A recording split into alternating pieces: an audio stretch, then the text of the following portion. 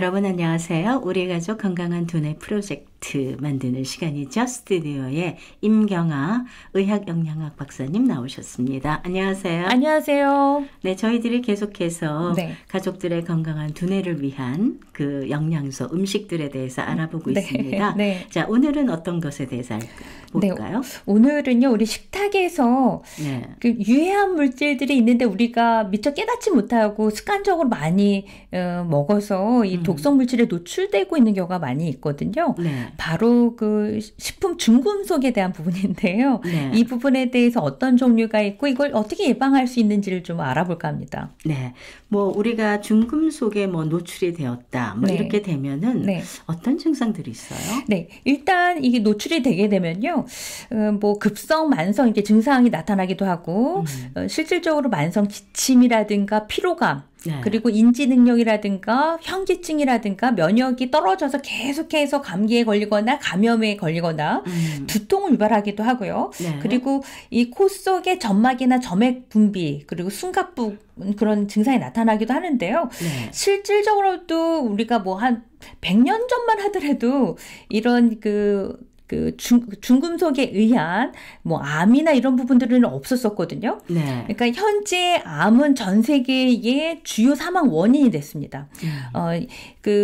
2006년도에 발표된 비소와 방광염 관계의 연구에서도 보면요. 중금속 노출이 결국 암 발생률 증가에 중요한 역할을 했다라고 하는데요.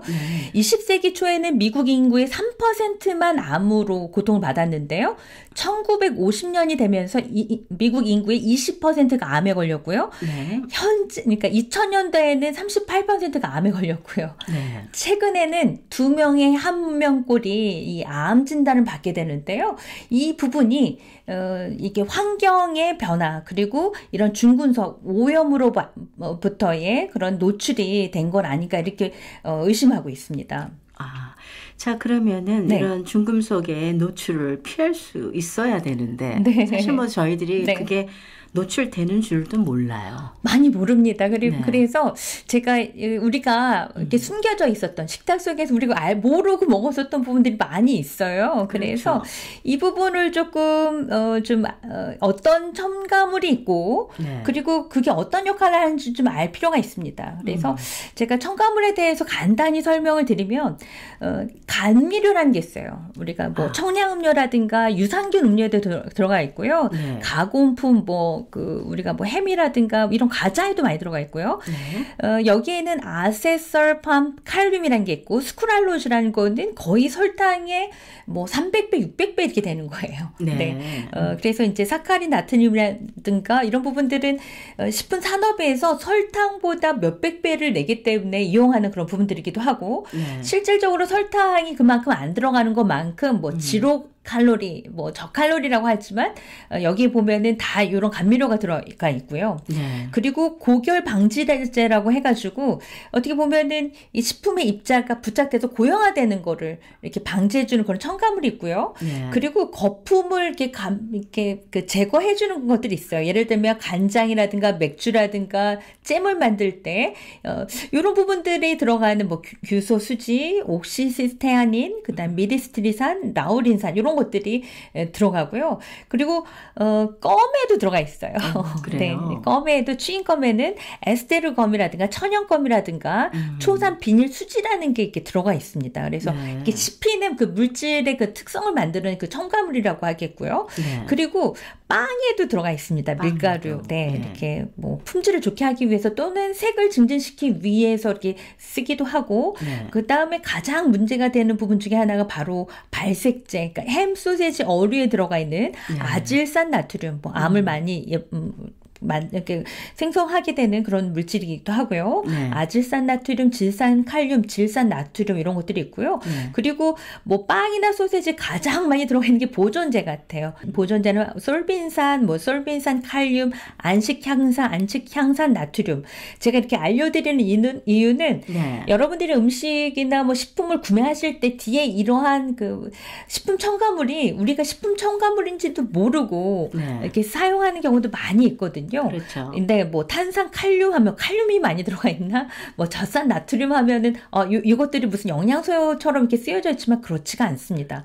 이 외에도 안정제라든가 여가 보조제 또 영양 강화제 뭐 이런 데도 많이 들어가 있기 때문에 이런 부분들을 우리가 좀 어떻게 써야 되는지를 알아야 되겠습니다. 네. 네.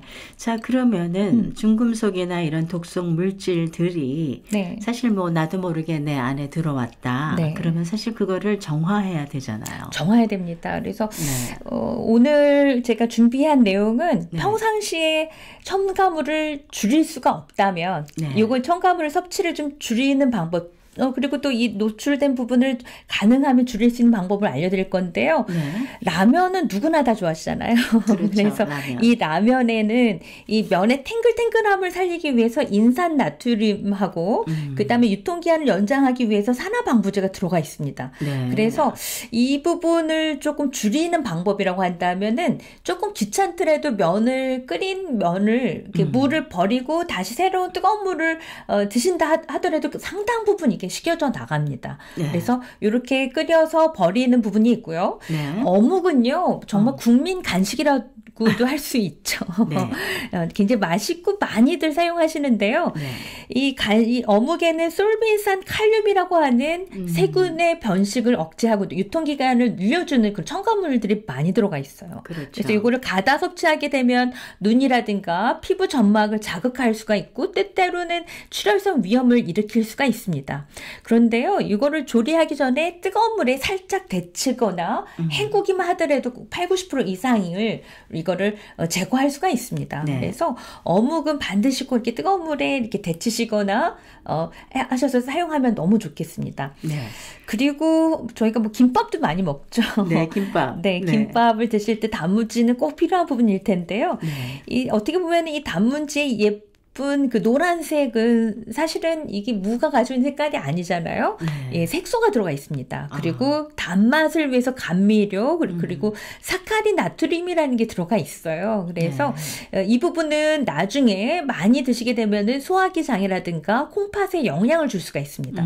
그래서 조리하기 전에 단무지도 약간 이렇게 찬물에 담그셔도 네. 이 사카린 나트륨 같은 것들이 많이 희석되고 중화될 수가 있습니다. 그래서 그렇게 드시는 거 권장해 드리고 싶고요. 네. 그리고 누구나 좋아하는 아이들 반찬일 것 같은데요. 바로 소세지입니다. 소세지. 네. 네. 소세지에는요, 화학 합성물, 화학 조미료, 글루탐산 나트륨, 즉 우리가 MSG라고 하는데요. 그리고 식용색소라고 하는 타르색소라는 게 있는데 네. 이 부분이 굉장히 좀 위험합니다. 많이 섭취하게 되면은 암뿐만이 아니라 구토, 천식, 아토피, 우울증을 유발할 수가 있어요.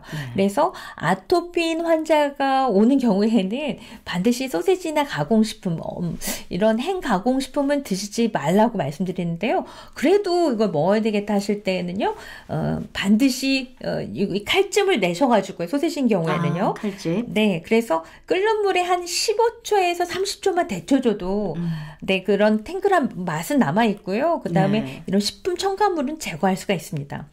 네, 그리고 육류 통조림인데요. 여기에는 MSG, 타르색소, 식품 첨가물이 아마 통조림이 가장 많이 들어있을 것 같아요. 그래서 이 식품 첨가물 중에서도 이게 다 같이 이게 그 나쁜 건 아니고 통조림 중에서도요. 뒤에 보면 이 식품 첨가물이 거의 제로고 그냥 100% 원료인 것들만 있고 또 기름이 아닌 물로 이렇게 들어가 있는 경우도 있어요. 네. 뭐 그런 걸 선택하시면 좋겠지만 만약에 기름이 들어가 있는 거다 이럴 땐 기름을 꼭 짜서 네, 키친타올을 한번 이렇게 닦아서 요리하시는 게 좋겠습니다. 네. 그리고 식빵에도 들어가 있어요. 식빵. 네, 식빵에는 이게 부드러워야 되잖아요. 네. 그래서 이런 질감 때문에 수산화 나트륨, 뭐 산도 조절제 이런 것들이 있습니다. 그런데 이 식빵은 우리가 뭐 데칠 수도 없고 막 그렇잖아요. 그런데 가열을 하면은 이 부분이 이게 휘발성이라서 날아가게 됩니다. 그래서 팬에서 굽거나 오븐에 살짝 굽거나 전자레인지를 이용하셔도 좋습니다. 그래서 만약 식빵을 바로 사오시면은 이게 휘발성이라 바로 드시지 마시고요. 약간 이제 오픈한 다음에 그래서 이렇게 오븐이라든가 전자레인지를 이용하시면 좋겠고요. 두부에서도 들어가 있어요.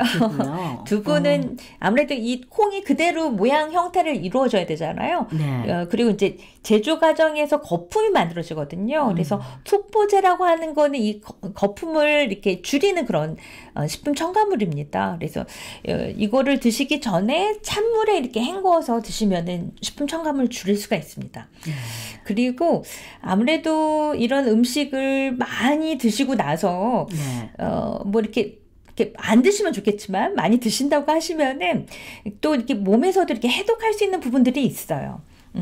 예를 들면은 블루베리라든가 아니면 비트 뿌리라든가 양배추라든가 마늘, 양파, 케일, 컬리플라워, 생강 이런 음식들을 자주 드시고 더군다나 물을 많이 드시는 부분은 굉장히 중요한 부분인 것 같아요. 그래서 이렇게 몸에 좀 이렇게 해독된 부분들을 충분히 디톡스에서 나갈 수 있도록 하는 것도 중요하겠습니다. 네.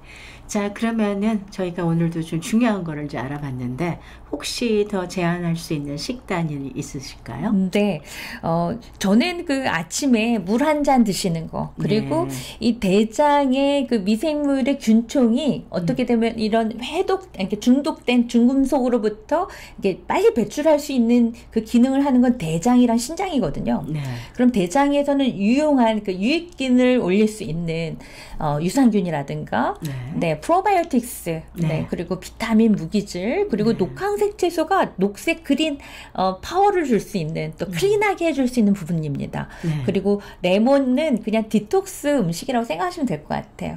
우리가 뭐 찌든 때를 이렇게 깨끗하게 하는 것도 레몬이 굉장히 좋거든요. 그래서 레몬물을 이렇게 평상시에 많이 드시는 거. 그리고 만약에 우리 가족들이 좋아하는 이런 가공식품들이 많이 있다라면은 다음부터는 이제 사시는 것도 좀 줄이시고 또 이렇게 제가 오늘 말씀드렸던 거 굉장히 간단해요. 담그고 데치고 끓이고 이렇게 해서 그런 방법들을 사용하신다면 조금이나마 도움이 될 것 같습니다. 임 박사님이 아주 좋은 얘기 많이 해주셨는데요. 듣다 보면은 너무 어려워, 나 못할 것 같아 이러실 수도 있지만 그래도 한 가지 여러분의 식단에서 적용해 보시면 가족들의 건강 무엇보다도 두뇌의 건강이 굉장히 좋아진다는 그런 말씀이었습니다. 박사님 오늘도 좋은 말씀 감사합니다. 감사합니다.